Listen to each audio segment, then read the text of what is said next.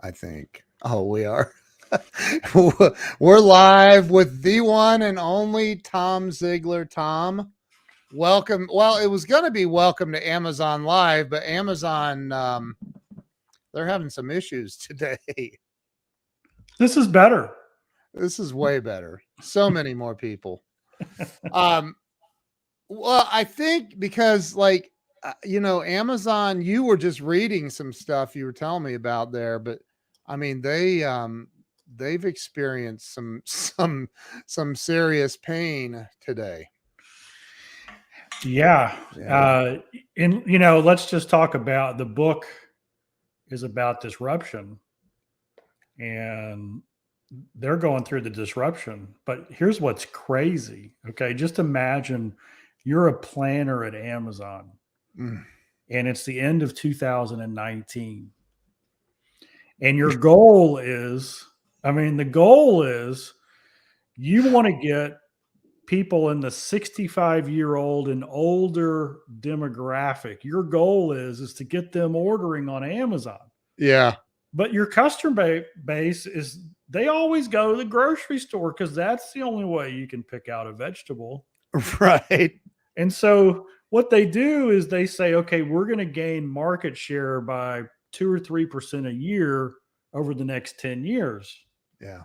And then come March, they hit their 10-year goal in 2 weeks. That's what disruption is. See, I like the way, and I want so everybody that's watching, had you been on Amazon with us when we were trying to connect to Amazon, which we weren't on Amazon, we tried, it won't connect. But Tom released a new book today.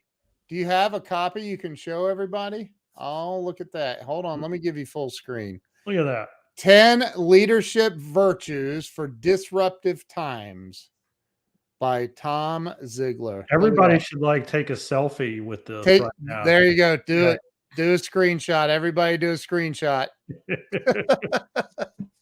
So, Tom, the word disruptive to me has this negative connotation to it. But that's not necessarily what you mean. Yeah. So let's talk about that for a second. The reality is that disruption, change, challenges, all these things. Hey, Sarah, how are you? One of our podcast listeners. Oh, hey, Sarah. Love it. Hey, I need the book right now. I do too. I couldn't connect to Amazon. So Dad's quote. So let's talk about this. Dad's famous quote: "You can have everything in life you want if you help enough other people get what they want." Yep. And that's a legendary quote. There you go. And you got the little quote book. And the reality is that with disruption, there's a lot of problems. Yeah. Right. Let's face it. We're working from home. We may have lost a job. The way we lead our people is different. But the way I see disruption is it's really opportunity. Yeah. Because we're put here on earth, I believe, to serve our fellow human being. Yep. And my friend and mentor, Rabbi Daniel Lappin, says this. He says, the more problems you solve, the more certificates of appreciation you get. Right. And there's another word for certificate of appreciation. It's called money. Right. And then he ties it down this way. God is never happier with his children than when they're solving the problems of his other children. Mm. And so if you're in sales, if you lead an organization, if you work in support or in staff or fulfillment or development or whatever your role is, there are problems everywhere needing to be solved. And so you could look at disruption as this horrible thing. In fact, you might even have seen headlines that say, "Oh no, we're in the middle of the Great Resignation." 11 million jobs, 9.5 million people looking, everybody's quitting, and they're going. Here's what I believe. Ken, and that is that we're in the great reimagination. Mm, We're going through a pivot point in history where the old bias of top down command and control, do it because I said so leadership, doesn't it, work. it doesn't work. It hadn't been working. And then all of a sudden you try to do that over a camera and you're guaranteeing that your top performers are going to go find a place that instead of saying, do it because I said so, they say, hey, what are your goals? Where do you want to be in 5 years? How can we help you grow so you can be more effective in your role here with us so you can help us reach our mission, our vision, and live out the virtues. And in the process, you get your dreams and goals as well. That's where top performers want to go. Yeah. So to me, it's the great reimagination that we're in the middle of. Does in your book, I believe I have a copy on the way. I was planning to buy one. You But can still buy one. I'm going to. So but in your book, in this book, do you talk about, because I sit here, I work from home. My wife works right upstairs. We run the company together. We have a couple of remote people that do some stuff with us. But we don't have the massive big staff. I can remember there was a time when it was like, I need to have 50 employees. I need, and that's just not the way it is anymore. Do you talk about how you go about bringing those people in? So let's talk about that a little bit. Just here's a framework for the book. Okay. Ken doesn't read. Joe, do you know Joe Soto? You must be personal friends with Ken to know that kind of detail. Oh my goodness. Yeah. So the book is really like 3 sections. The first section is what I call the coach leader mindset. Okay. How to create the atmosphere that attracts top performers. How do we respond to the disruption that's around us? How do we get excited about the convergence of 5G and AI and virtual reality? I mean, when I wrote the book, the metaverse hadn't even been, Facebook was still Facebook. I mean, it was right. And all of a sudden, this is all coming together. Mm-hmm. So what does that do? If we don't have a biased mindset or position of, gosh, I've always done it this way, that's the way I'm going to keep doing it. If we start having the mindset of, look at all this technology, look at all these resources.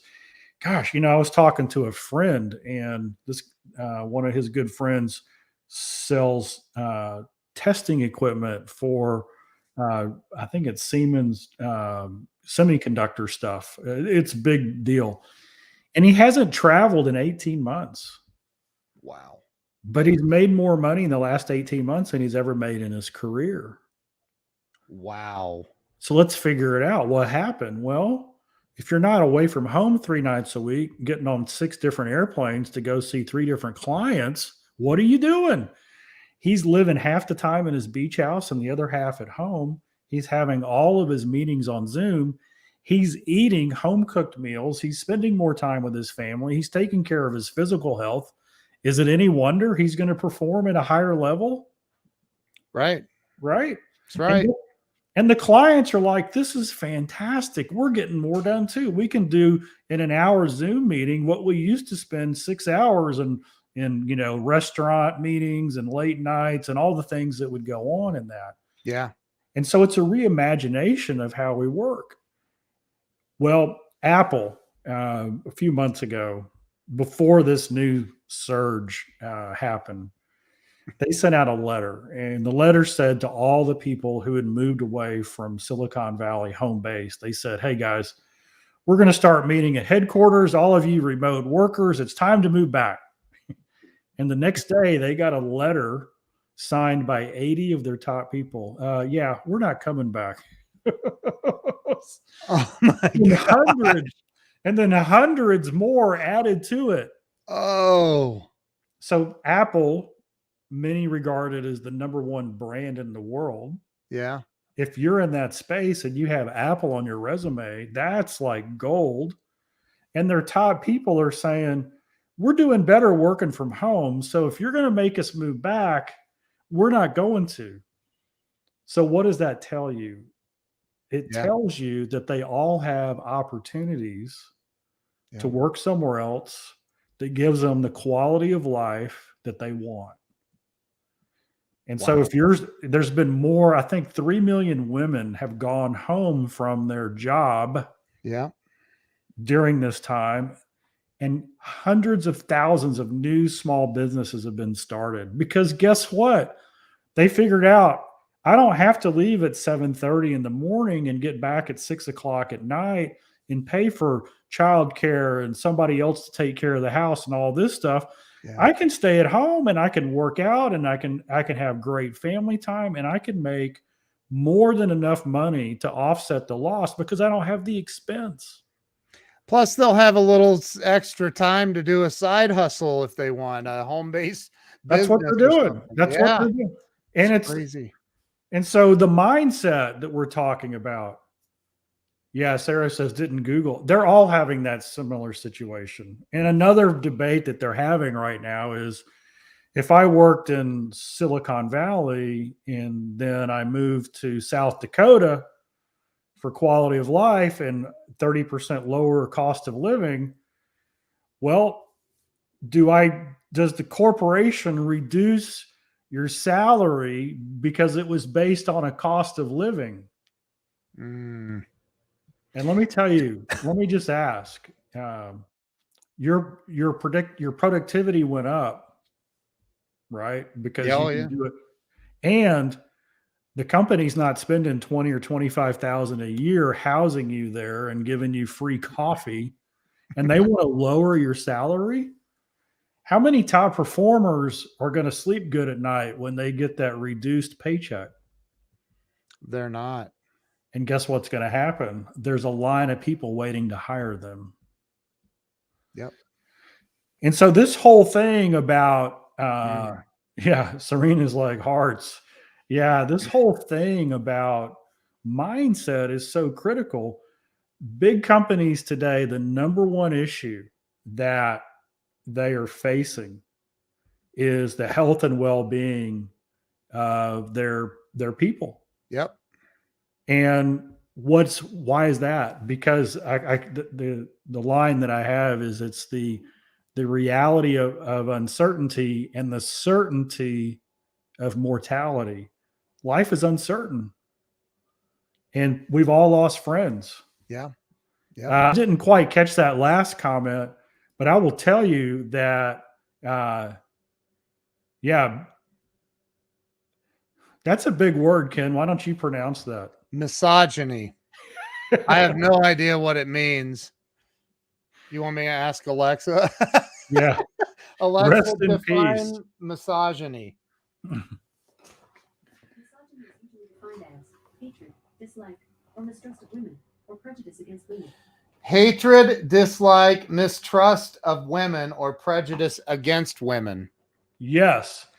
Okay. So one of the cool things, and Ruben, you're 100%. One of the cool things that's happened is women, disabled, people of color, anybody who's a little different are thriving in this remote or hybrid atmosphere because they don't have to put up the shield to go into an environment where they're considered an outsider for all kinds of reasons. Yeah. And True. there's so many people with, different levels of disability that from an energy and just moving around perspective, the commute was killing them. Now they're killing it. Yeah. So, but what about, like he says, RIP boiler rooms, but what about, I mean, do you not think that it's going to, is it not going to go back? Are we not going to have boiler rooms of salespeople ever again? Or like, Well, here's two words I want everyone to kind of focus around, and that is the difference between output an outcome. So old style command and control leadership, I call it T-Rex leadership. Okay. So a T-Rex leader has short arms and sharp pointy teeth. Okay. Right. I mean, just what was described, that person who's telling people what to do. Right. And they have short arms because they hold everything close. Now, some of the reports that I read, and I did 18 months of research on this around the book. Wow. Some companies were actually installing what they call tattletale software on the computers of their employees who were working from home. Hey, Brandy, it was great seeing you at Kyle's event. Yeah.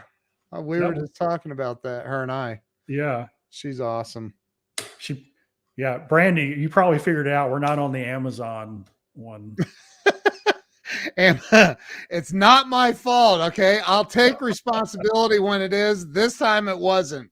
So yeah. we can Yeah. connect. So the T-Rex has these short arms and they want to control everything. And so these companies who have this old bias, command and control, they started installing what they call tattletale software on the computers of their employees who work from home. Some of these softwares even take a picture every 60 seconds to verify the employee is sitting in front of the computer. So here's a question. If they're working from home, If they're working from home, so here's the question. If you're going to treat your people like 5-year-olds, how are they going to act? like 3-year-olds. That's right. Like 3-year-olds. Hey, Ron, good to Jeez. see you. That's It's crazy. unbelievable. So the old way was output. How many dials did you make? Can I see you in your chair? Did you get here at 8? Outcome is completely different. I mean, let's just do a little example. Let's say you have 2 people and they both need to put out 100 units. And at the end of the week, they both put out 100 units. Do you care if one of them did it in 10 hours and one of them did it in 40 hours if you paid them the same? Nope. No, you don't. Don't care. So what about this? You pay them the same and one of them puts out 80 and one of them puts out 100. Do you care? Yeah. Yeah, you do. But what if the one who put out 80, it was perfect every single time, delighted and satisfied customers? Right. What if the other one put out 100, but 20 of them caused nightmares in the system? And so what we really want to measure is outcomes. Is And this so- in the book? Yeah, it's in the book. Oh my gosh. And so let's look at leadership for a second. There's 2 types, or let's look at the dance. Okay. Here's the dance that's going on in the world. The dance is between autonomy and authority. So what the world wants, what people want is autonomy. They want to work when they want, how they want to work, where they want to work. And gosh, the Amazon commercials that are on right now actually reinforce this, right? You know, you want to work the midnight shift, we got you covered. You want to work 2 hours a day, we've got a place. You want your college education paid for, come see us, right? I mean, that's what people want, is they want autonomy. Okay. Now, Yeah. if you're a leader, how do you lead a team where everybody wants to work when they want, how they want, and where they want to work from, right? And so there's this dance, and the dance is between a coach leader choreographs the dance between autonomy and authority. That's what they do. So when we look at autonomy, I kind of have it boiled down. There's 2 types of team members. There's a top performer. Yeah. And the word there is they're purpose driven. And then there's the other type of team member, which I lovingly call a zombie, and they're pleasure driven. So a zombie's goal is to do as little as possible and still keep their job. The technical term is disengaged. They're disengaged. And we've Yeah. all seen them. And Yeah. we've all been that person for a while. Yeah. A top performer walks in every day and says, how can I be a better version of myself? How can I move closer to my purpose and my goals? How can I help the company fulfill its vision and virtues, which I love, and at the same time, fulfill my own dreams and goals? So that's the difference between a top performer, purpose driven, and a zombie, which is pleasure driven. Now, on the leadership side, remember authority, there's two types of leaders. There's the accountability leader, and then there's the control leader. The accountability leader, our name for that person is the coach leader. And so this is what a coach leader does. This is cool. A coach leader works with each person on their team. They get to know them personally, and they ask their team member, hey, what's your goal? What's your purpose? What's your why? What's your, 5 years from now, what does life look like if you could, right? That's what they're doing. Right. And then they discover that, and then they ask their team member, hey, is it okay if we put together a plan that helps you grow and do better in your role so that you can get your dream faster? Mm. And then the top performer, the way they respond to that is they say, fantastic. And then there's a relationship, and it's called dream alignment. But a coach leader's goal is this: to grow and develop each person on their team so they can give them as much autonomy as possible. Wow. That's what they want. As a coach leader, who do I want working for me? I want Navy SEALs. Right. I want to say, here's the mission. Yeah. Here's the support. Here's what you need to learn and grow in. I'm here to help. How can I help? You got it, right? Yeah. A top performer, when they have this conversation with the coach leader, this is what a top performer says. Wow, I love the vision and virtues of this company. I love how you're focused on my own personal goals and growth in context of fulfilling my job role. And then they say this: will you hold me accountable to my goals? Mm. So top performers ask for accountability. Coach leaders give autonomy. Now, remember, there's a negative type of leader. We call them a control leader. That's the T-Rex. Yeah. Right? That's a T-Rex. So you don't see this ever going back to what, I mean, and I guess I haven't really thought about it. It probably won't go back to the way it used to be. No way, not completely. There's no way. Yeah. So the studies that I've done recently, this is what it shows. Okay. Before all this happened, about 5% of the workforce worked hybrid or remote, only 5%. At the peak, we were over 50%, right? When everybody was sent home. Yeah. And now I think it's around 15 to 20%. Everybody's trying to figure it out. What they believe is that it's going to end up around 30%. Wow. But I think it's going to be more than that. And here's why. We've got rapid inflation, and artificial intelligence is continuing to grow by leaps and bounds. Yeah. Robotics is getting more and more inexpensive.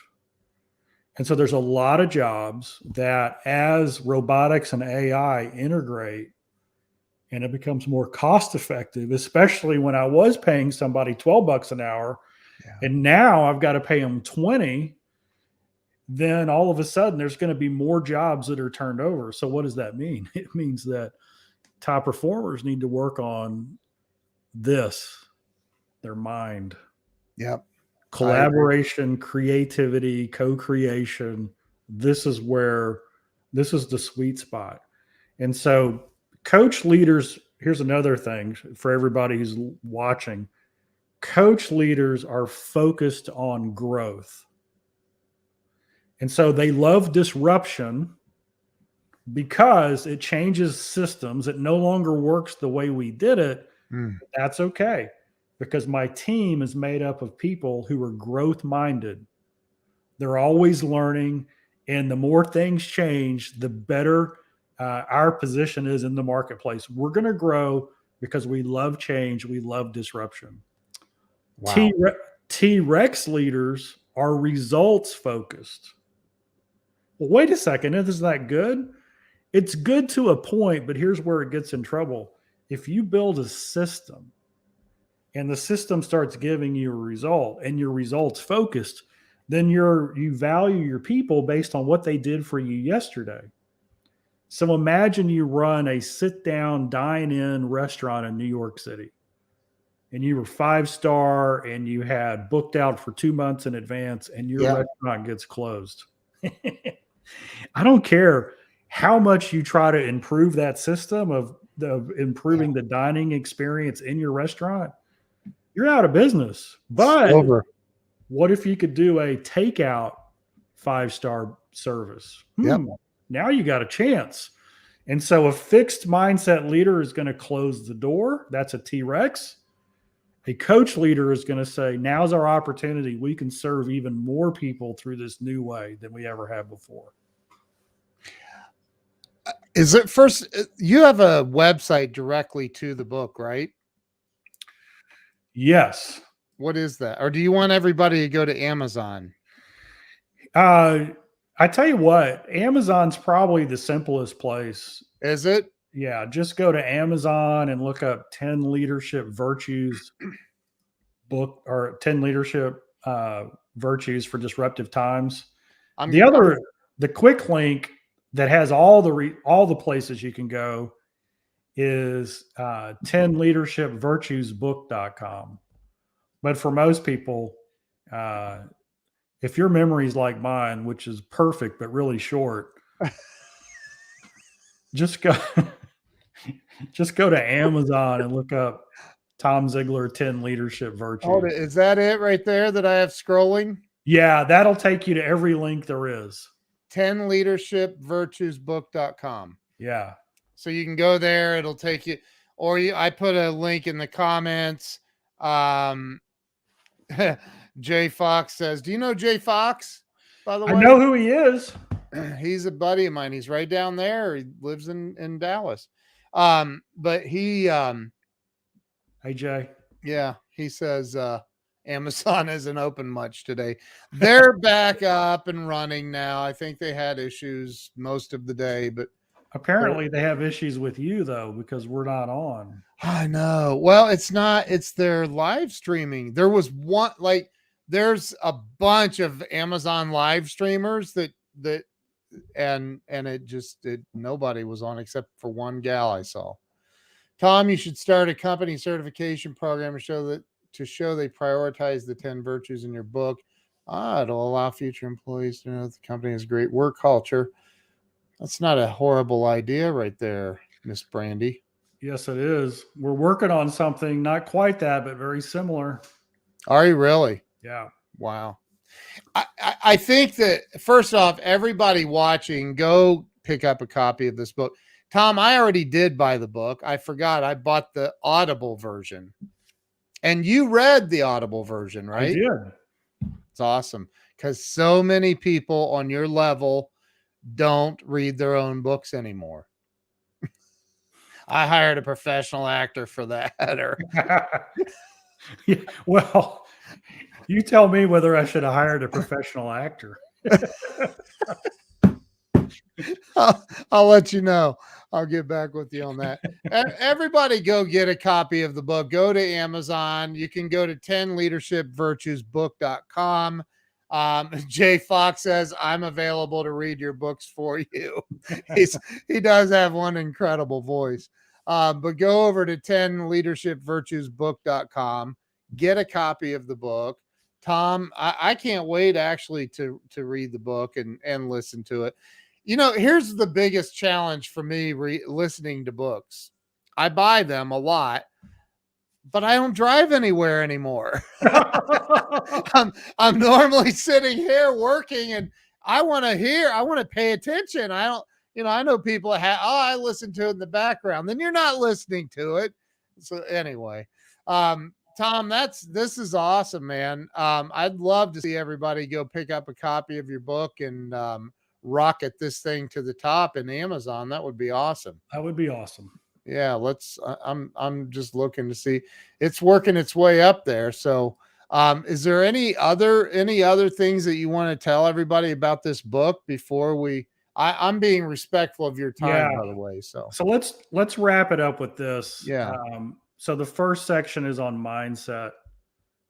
The second section is, okay, you can have the greatest mindset in the world. You can embrace disruption. You can create excitement. But then you have to walk out the 10 virtues. And so we go into the 10 virtues, and I'm not going to list them here, but Yeah. you hear all the time, gosh, as a leader, you've got to love your people. You've got to have empathy for them. Well, Yeah. that's fantastic. How? Well, right.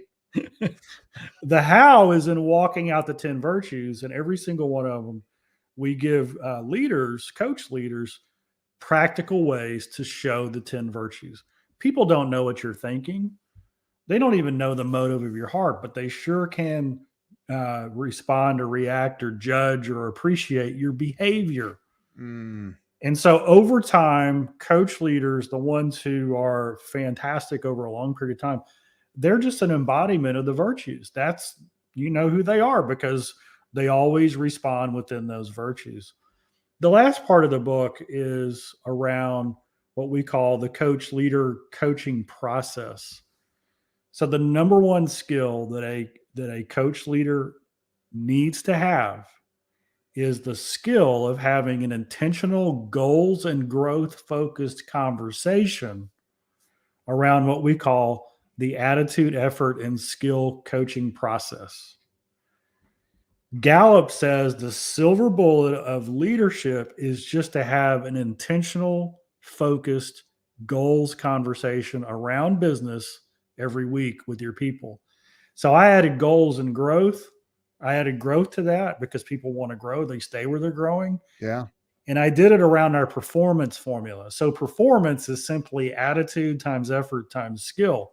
If you want to excel in anything that you do, just ask yourself, what kind of attitude do I need to have to be in the top 2%? What kind of effort do I need to put out? And what kind of skill do I need to develop?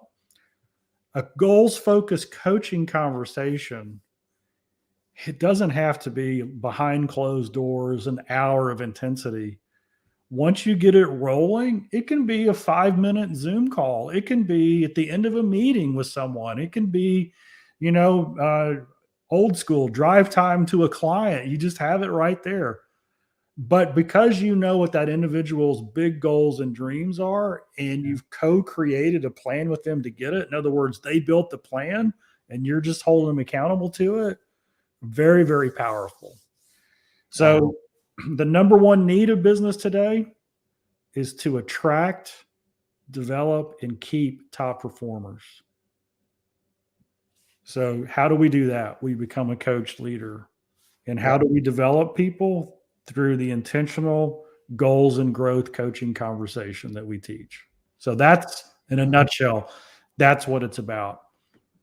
Wow. So your book's going to help a leader become a better leader. What I call a coach leader.